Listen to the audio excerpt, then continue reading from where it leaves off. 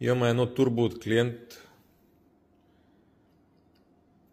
което в Софийски сервис са му взели пари преди 2 месеца.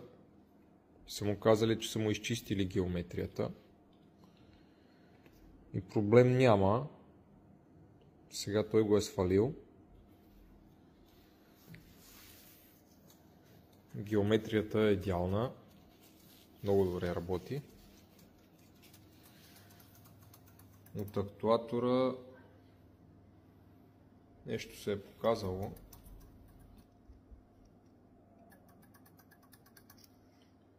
Тук малко е пилило. Масълце има. Но нищо. Не е проблем.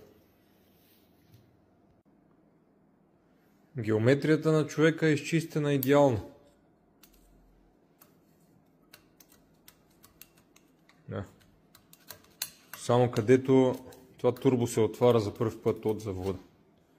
Иначе парите са му взели.